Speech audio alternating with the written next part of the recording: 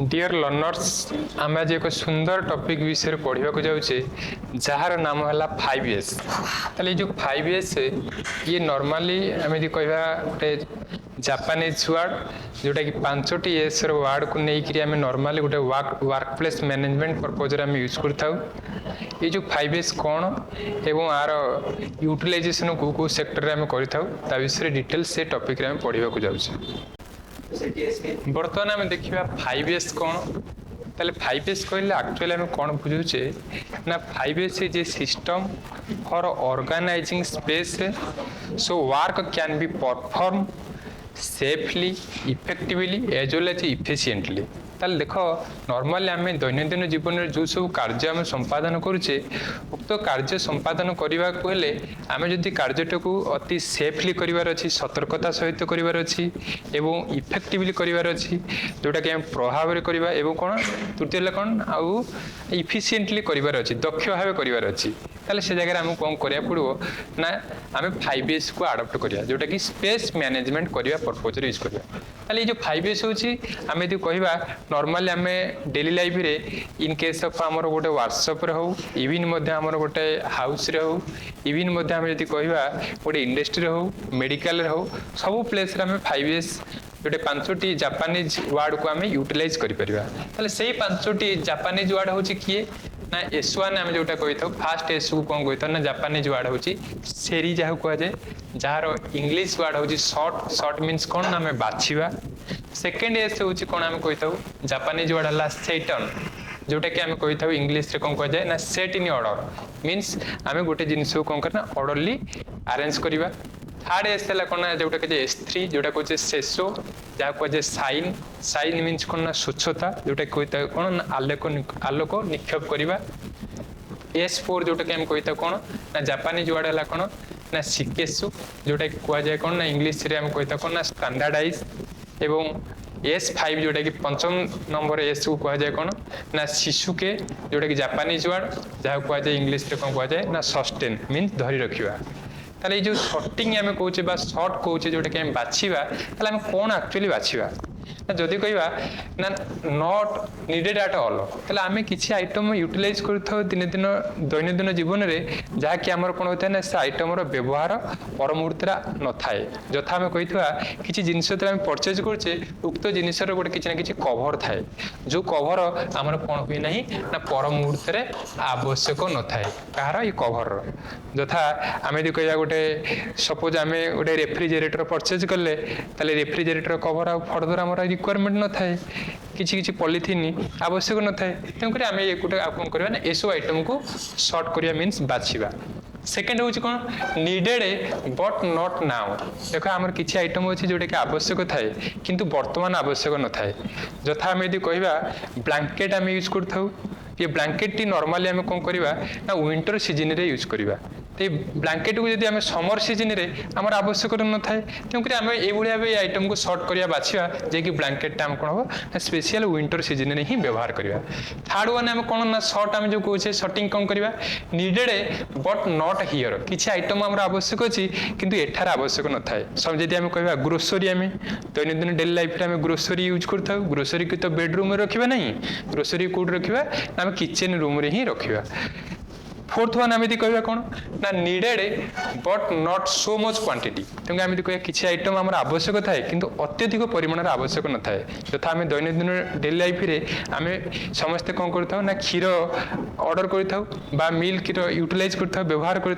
P था कि तार परिमाण अधिक दरकार न थाए घर पर 1 लिटर हार्डली 2 लिटर हेल्ले सफिसीयंट हम तेणुक आम ये सब आइटम कौन करवा ना सर्टिंग करवा। सेकेंड S आम जो कहे जोटा कि आम कहे इंग्लिश रे कहे सेट इन ऑर्डर जोटा कि आम कौन करवा ना ऑर्डरली गोटे जिनस को आम रखा जोटा कि आम कहे place for everything and everything in its place जथा आम निज निज गोटे वर्क प्लेस रे जो आम काम करुचे स्पेशली आम ITI स्टूडेंट जो कहवा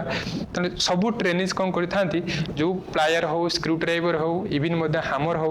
से प्रॉपर निज निजर अप्रोप्रिएट जगार ही आम रखी था जो गोटे कार्य संपादन कर प्रति डे आम जो 4 PM रू 5 PM समय जो आम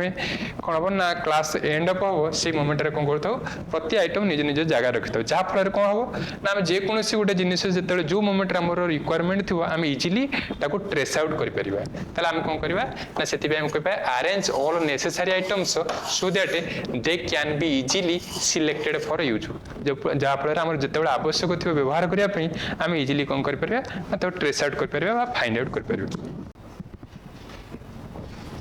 देख S3 आमर कौन आसो नेक्स्ट एस आम कौन कही ना साइन कही था गोटे जिनस जेको गोटे मेसीनारी हो इक्विपमेंट हो सी कि भाव साइनिंग कर केतବେଳେ କରିବ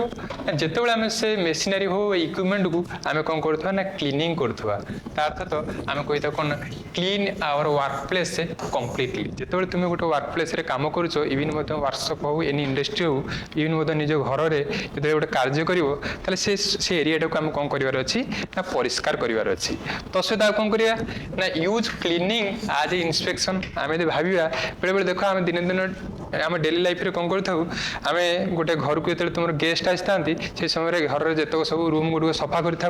इवन तुम ड्रेस XYZ जहाँ भी था अप्रोप्रिएट जगह रखी था तुमको परिष्कार से मोमेंट कर कि कौन ना आम हापाजिटली गोटे मसके कि 2 मासरे थरे कर तुम्हें डेली आम गोटे ये भाविया जे कि कौन हम ना गोटे इन्स्पेक्शन आम प्रतिदिन अच्छी तेणुकर आम निज निज डेली लाइफ रे कौन करवा ना जिनस को गोटे क्लीनिंग करवा गोटे इन्स्पेक्शन रूपे या द्वारा कौन हम ना एंटायर जिनस कौन हम ना साइनिंग कर इवन तुम्हें यूज करुवा जो वर्कशॉप रे एनी मेसीन हो बा इक्विपमेंट हो ताको डेली लाइफ रे कौन करबो ना क्लीनिंग करबार अछि थर्ड वन आमे कहना prevent machinery and equipment damage जदि आमे गोटे मेशिनरी को क्लीनिंग करबा या द्वारा कोन हो उक्त मेशिनरी साइन करबो जहा फल कोन हो ना से मेशिनरी रे रस्ट लागबार ये कोन ना प्रिवेंट हे परबो तेंको प्रिवेंट मेशिनरी इक्विपमेंट डैमेज ये मध्ये डैमेज होवार प्रोबेबिलिटी बहुत लेस रहिबो एवं keeping work place clean and pleasing to working जदि जो जगहटा परिष्कार थिबो यार कार्य करिया पई हम कोन कर लागिबो ना इच्छुकता हमर बढ़ियो बा इंटरेस्ट बढ़ियो सेति पे हम कोन करिया ना ऑटोमेटिकली हम साइन को मध्ये फॉलो करिबा तेंकरी फोर्थ एस जा कहजे ना स्टैंडर्डाइज ए स्टैंडर्डाइज हम कहले कोन बुझे ना स्टैंडर्डाइज हो कोन ना one of the best practice in the work place area every J place रे हम गोटे कार्य करथाउ सपोज हम घर मानकर जो स्विचिंग बोर्ड सब इंस्टॉल करूचे उक्त स्विचिंग बोर्ड गोटे स्पेसिफिक हाइट अछि जोटा कि हम कहथाउ ग्राउंड थारु नॉर्मली हम कोन करथाउ ना ग्राउंड थारु 1.3 मीटर डिस्टेंस रे कोन करथाउ ना स्विच बोर्ड गुडी को इंस्टॉल करथाउ इवन मध्ये तुमे देखियो घर मानकर जो फैन गुडी को सीलिंग फैन सब इंस्टॉल होता है ग्राउंड थारु 2.4 मीटर कौन ना हाइट रे ही कौन होता है ना bottom of the ceiling fan कौन होता है ना हैंग होता है तेणुकर ये भाई आम कौन करिया पड़ो ना आमको ना स्टैंडर्डाइज मेंटेन करिया पड़ो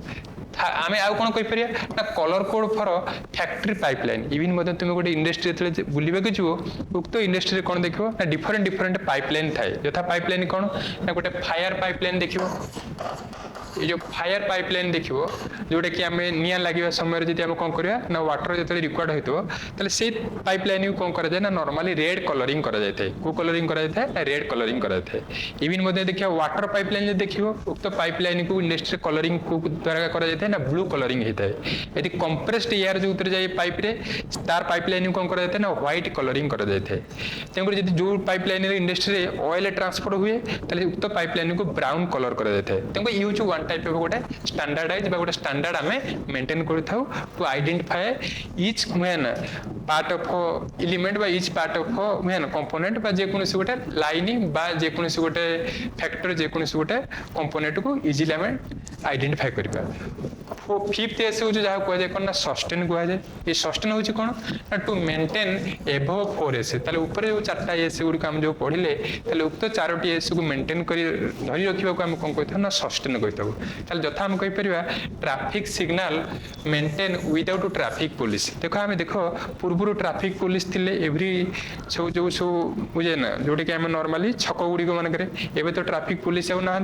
सब कौन आम सिग्नाल को नॉर्मली आम देखुचे कौटी ग्रीन सिग्नाल केतबेले आछी रेड सिग्नाल आछी केतबेले येलो सिग्नाल आछी से हिसाब से आम कौन करूँ ना ऑटोमेटिकली लोक मानकर कौन ना मूवमेंट होता है ताले आम जो ट्राफिक सिग्नाल आम कौन ना मेंटेन होता है विदाउट ट्राफिक पुलिस रे ताले से होची कौन ना आम कही था वन टाइप ऑफ गोटे सस्टेन कही था तेणुकर ये जो एडवांटेजेस ऑफ 5S यदि आम कहे 5S नॉर्मली एडवांटेजेस कौन 5S कौन पे फॉलो करबा ना या द्वारा हमर कौन हो ना इंक्रीज स्पेस आम कौन हो ना जगह बढ़ी जो कौन पे बढ़ी जो ना जेहेतु आम पर्टिकुलर ଜାଗା ଜିନିष को पर्टिकुलर प्लेस रे जते आमे कोन करबा रखिबा या द्वारा ऑटोमेटिकली मोर बहुत स्पेस पड़ जिवो सेकंड होची कोन रिड्यूस टू कॉस्ट आम कहै ना कॉस्ट प्राइस मध्ये कम जिवो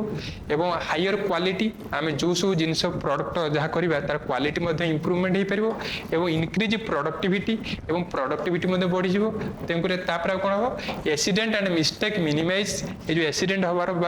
मिस्टेक होबार प्रोबेबिलिटी ये मध्ये मोर कमी जिवो एवं greater employ satisfaction along with हम कहया smooth working and time saving तो ये होची कोन नॉर्मली एडवांटेजेस ऑफ 5S आशा करू छी आपन माने 5S वीडियो ऊपर कांसेप्ट क्लियर हेथिबे